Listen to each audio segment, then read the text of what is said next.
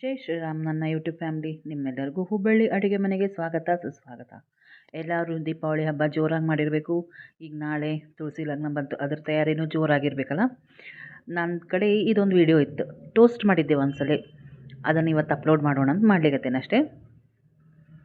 ನೋಡಿರಿ ಎಂಥ ಸೂಪರ್ ಆಗ್ಯದ ಟೋಸ್ಟ್. ಮನೆಯೊಳಗೆ ಮಾಡಿದ್ದು, ಸುಲಭವಾಗಿ ಮನೆಯೊಳಗಿರೋ ಇಂಗ್ರೀಡಿಯೆಂಟ್ಸ್ ಯೂಸ್ ಮಾಡಿ ಯಾವ ರೀತಿ ಮಾಡೋದು ಅಂಥೇಳಿ ನಾನು ನಿಮಗೆ ಇವತ್ತು ತೋರಿಸ್ತೀನಿ ಬರ್ರಿ.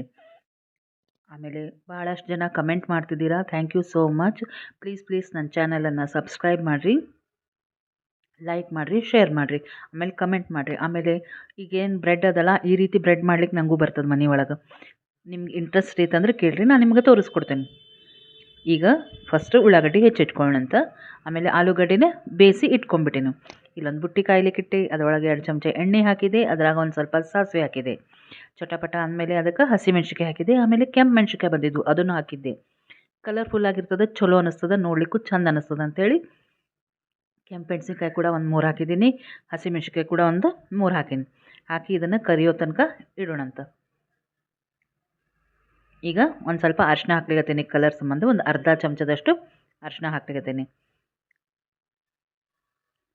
ಆಮೇಲೆ ಏನದ ಅಂತಂದ್ರೆ ಇದನ್ನು ಹೊರಗೆ ಏನು ಟೇಸ್ಟ್ ಇರ್ತದಲ್ಲ, ಟೋಸ್ಟ್ ಅಂತ ಮಾಡ್ಕೊಡ್ತಾರೆ, ಸ್ಯಾಂಡ್ವಿಚ್ ಅಂತ ಮಾಡ್ಕೊಡ್ತಾರೆ, ಅದೇ ರೀತಿ ಆಗ್ಯದ, ಸೂಪರ್ ಆಗ್ಯದ. ಹೆಂಗೆ ಮಾಡೇನಿ ಅಂತೇಳಿ ತೋರಿಸ್ತೀನಿ. ಈಗ ಅದಕ್ಕೆ ಕರ್ದಂಗೆ ಆದಮೇಲೆ ಉಳ್ಳಾಗಡ್ಡಿ ಹಾಕಿದೆ.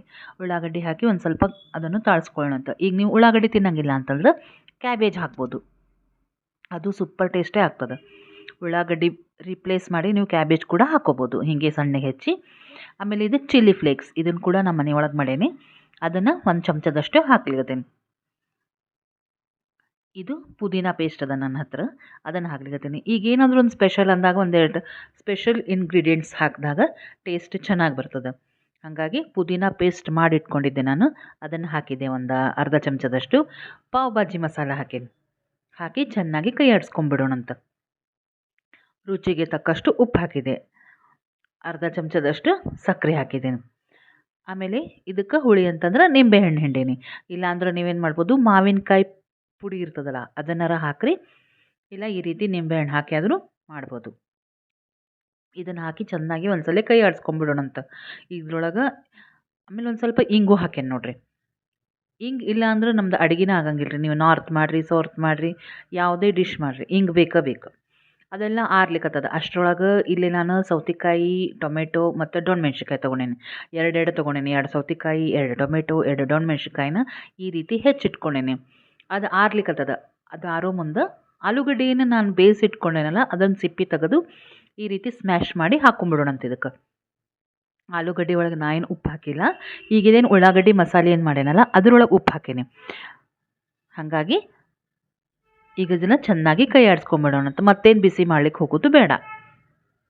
ಬುಟ್ಟಿ ಒಂದು ಸ್ವಲ್ಪ ಬಿಸಿ ಅದ ಅಷ್ಟೇ ಸಾಕು, ಮತ್ತೇನು ಬಿಸಿ ಮಾಡೋದು ಬೇಡ. ಆದ್ರೆ ಈ ರೀತಿ ಮಸಾಲೆ ಮಾಡಿಕೊಂಡು ನೀವು ಫ್ರಿಜ್ನಾಗ ಇಡೋರಿದ್ರೆ ಬೇಕಾದಂಗೆ ಇಟ್ಕೋಬೋದು. 2-3 ದಿವಸ ಸೂಪರಾಗಿರ್ತದೆ. ಒಂದು ಗಟ್ಟಿ ಡಬ್ಬಿ ಒಳಗೆ ಹಾಕಿ ಫ್ರಿಜ್ ಒಳಗೆ ಇಟ್ಕೊಂಡ್ಬಿಟ್ರೆ ನೀವು ಚಪಾತಿ ಒಳಗೆ ಕೂಡ ಹಾಕಿ ಕೊಡ್ಬೋದು, ಅಥವಾ ಈ ರೀತಿ ಬ್ರೆಡ್ ಸ್ಯಾಂಡ್ವಿಚ್ ಮಾಡೋದಾದ್ರೆ ಅದ್ರೊಳಗೆ ಹಾಕಿ ಕೊಡ್ಬೋದು, ಬೇಕಾದಂಗೆ ಯೂಸ್ ಮಾಡ್ಕೋಬೋದು.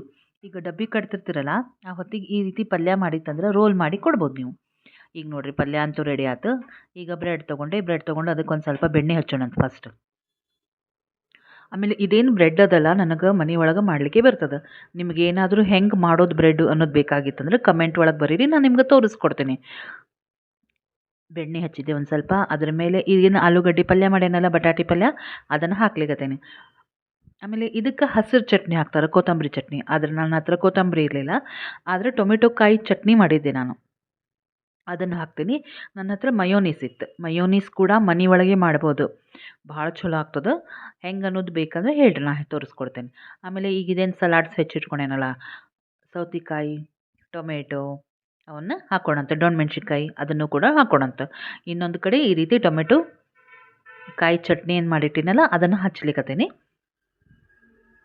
ಒಮ್ಮೆ ಪಲ್ಯ ನಿಮ್ಮ ಹತ್ರ ಇತ್ತಂದ್ರೆ, ರೆಡಿ ಇತ್ತಂದ್ರೆ, ಅಕಸ್ಮಾತ್ ಕೊಬ್ಬರಿ ಚಟ್ನಿ ಇದ್ರೆ ಅದನ್ನು ಕೂಡ ಹಚ್ಚಿರಿ, ಸೂಪರಾಗಿ ಆಗ್ತದೆ ಸ್ಯಾಂಡ್ವಿಚ್.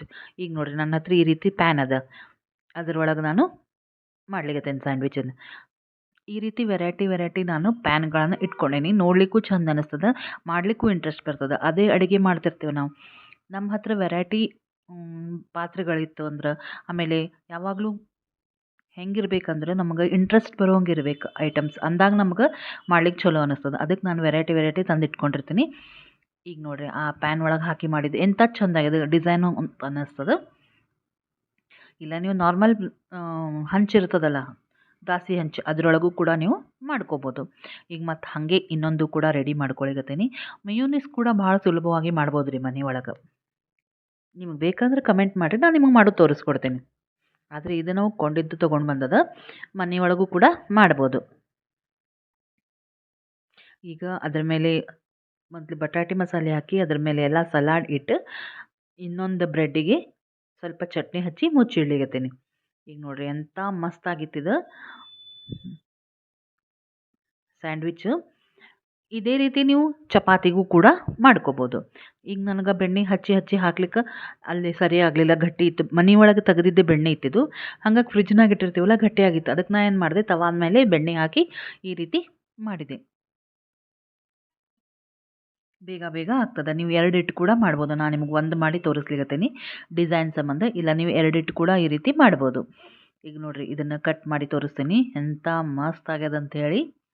ಈಗ ನೀವು ಹೊರಗೆ ಮಾರ್ಕೆಟಿಗೆ ಹೋದಾಗ ಸ್ಯಾಂಡ್ವಿಚ್ ಅಂತ ಕೊಡ್ತಾರಲ್ಲ ಇದೇ ಟೈಪ್ ಮಾಡ್ತಾರೆ. ಇದ್ರ ಮೇಲೆ ಒಂದಿಷ್ಟು ಚೀಸ್ ಹಾಕ್ತಾರೆ, ಉಳ್ಳಾಗಡ್ಡಿ ಹಾಕ್ತಾರೆ, ಕೊತ್ತಂಬರಿ ಹಾಕ್ತಾರೆ, ಬಾಜುಕ್ಕೆ ಒಂಚೂರು ಸಾಸ್ ಕೊಡ್ತಾರೆ. ಗಡ ರೇಟ್ ಇರ್ತದೆ ಅದು. ಈಗ ನೋಡಿರಿ ನಾವು ಮನೆ ಒಳಗೆ ಮಾಡಿಕೊಂಡು ತಿನ್ಬೋದು. ಮಕ್ಕಳಿಗೆ ಬೇಕಂದಾಗ ನೀವು ಈ ರೀತಿ ಮಾಡಿ ಕೊಡ್ಬೋದು. ಇದನ್ನು ಸಾಸ್ ಜೊತೆ ಹಚ್ಕೊಂಡು ತಿನ್ಬೋದು, ಸೂಪರಾಗಿರ್ತದೆ. ಇದನ್ನು ತೊಗೊಳ್ರಿ, ನೀವು ಮಾಡಿ ನೋಡಿರಿ ಹೆಂಗಾಗ್ಯದ ಅಂಥೇಳಿ. ಹೊರಗಿಂದ ಝಕ್ಕಿಸ್ಬೇಕು ಆ ಟೈಪ್ ಆಗಿತ್ತಿದ್ದು ಸ್ಯಾಂಡ್ವಿಚ್.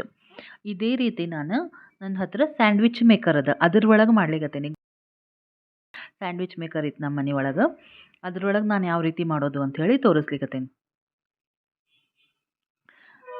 ಬಜಾಜ್ ಕಂಪ್ನಿದದ. ಅದ್ರೊಳಗೆ ನೋಡಿರಿ ಈಗ ಮಾಮೂಲಿ ಹೆಂಗೆ ನಾವು ಇದು ಮಾಡ್ತೀವಲ್ಲ ಹಾಗೆ ಮಾಡೋದು. ಅಂದ್ರೆ ಎಲ್ಲ ಮಸಾಲೆ ಎಲ್ಲ ಹಚ್ಚಿ ರೆಡಿ ಮಾಡಿ ಇಟ್ಕೊಂಡಿರಬೇಕು. ಕೆಳಗೆ ಬೆಣ್ಣೆ ಹಚ್ಚಬೇಕು. ಇದಕ್ಕೆ ಹಚ್ಚಿ ಈ ಬ್ರೆಡ್ ಇಟ್ಟು ಸ್ಲೈಸಸ್ ಅವೇನು ಬ್ರೆಡ್ ಇರ್ತಾವಲ್ಲ ಅದನ್ನು ಇಟ್ಟು ಮುಚ್ಚಿಟ್ಬಿಡ್ಬೇಕು. ಆಮೇಲೆ ಬಟನ್ ಇರ್ತದೆ ರೆಡ್ ಕಲರ್ ಗ್ರೀನ್ ಕಲರ್ದು, ಅದನ್ನು ನೋಡ್ಕೊಂಡು ಮಾಡ್ಲಿಕ್ಕೆ ಬರ್ತದೆ. ಕ್ರಿಸ್ಪಿ ಆಗಿರ್ತದೆ ಮೇಲಿಂದ ಭಾಗ, ಒಳಗೆ ಎಲ್ಲ ಮಸಾಲೆ ಇರ್ತದೆ. ಸೂಪರ್ ಆಗಿರುವಂಥ ಸ್ಯಾಂಡ್ವಿಚ್ ನಿಮ್ಗೆ ರೆಡಿ ಆಗ್ತದೆ. ಟೋಸ್ಟ್ ಕೂಡ ಮಾಡ್ಕೋಬೋದು ಇದ್ರೊಳಗೆ, ಇಲ್ಲ ಈ ರೀತಿ ಸ್ಯಾಂಡ್ವಿಚ್ ಕೂಡ ಮಾಡ್ಕೋಬೋದು. ಇದೇ ರೀತಿ ನಾನು ಎಲ್ಲ ಮಾಡಿ ಇಟ್ಕೋತೀನಿ. ಭಾಳ ಬಿಸಿ ಇರ್ತದೆ, ತಿನ್ಲಿಕ್ಕೆ ಆಗಂಗಿಲ್ಲ. ಹಾಗಾಗಿ ಎಲ್ಲರೂ ರೆಡಿ ಆಗಿ ಬರೋ ತನಕ ನಾನು ಎಲ್ಲ ಸ್ಯಾಂಡ್ವಿಚ್ ರೆಡಿಯಾಗಿದ್ದು ನೋಡಿರಿ ಸೂಪರಾಗಿ ಆಗ್ಯದ. ಆಮೇಲೆ ಥ್ಯಾಂಕ್ ಯು ಸೋ ಮಚ್. ಬಹಳಷ್ಟು ಜನ ಕಮೆಂಟ್ ಮಾಡ್ಲಿಕತ್ತೀರಿ. ಎಲ್ಲರೂ ದೀಪಾವಳಿ ಹೆಂಗೆ ಮಾಡಿದ್ರಿ ನನಗೆ ಕಮೆಂಟ್ನಾಗ ಬರೀರಿ. ಏನೇನು ಫರಾಳ ಮಾಡಿದ್ರಿ ಅನ್ನೋದು ನಂಗೆ ಹೇಳ್ರಿ. ತಿಂದು ತಿರುಗಿ ಖಾಲಿ ಮಾಡಿರ್ತೀರಿ. ಈಗ ನೋಡಿರಿ ಇದು ಕೂಡ ಸೂಪರಾಗಿ ರೆಡಿ ಆಯಿತು. ಈ ವಿಡಿಯೋ ಲೈಕ್ ಆತಂದ್ರೆ ಲೈಕ್ ಮಾಡಿ, ಶೇರ್ ಮಾಡಿರಿ, ಸಬ್ಸ್ಕ್ರೈಬ್ ಮಾಡಿರಿ, ಕಮೆಂಟ್ ಬರೀರಿ. ಪ್ಲೀಸ್ ಕಮೆಂಟ್ ಬರೀರಿ. ನೀವು ಸಬ್ಸ್ಕ್ರೈಬ್ ಬಟನ್ ಪ್ರೆಸ್ ಮಾಡಿದ್ರೆ ಅಲ್ಲೇ ಒಂದು ಬೆಲ್ ಬರ್ತದೆ, ಅದ್ರ ಮೇಲೆ ಪ್ರೆಸ್ ಮಾಡಿದರೆ ಎಲ್ಲ ನೋಟಿಫಿಕೇಷನ್ ನಿಮಗೆ ಬರ್ತದೆ. ಮತ್ತೆ ಮುಂದಿನ ವಿಡಿಯೋ ಒಂದಿಗೆ ಸಿಗ್ತೀನಿ. ನಮಸ್ಕಾರ.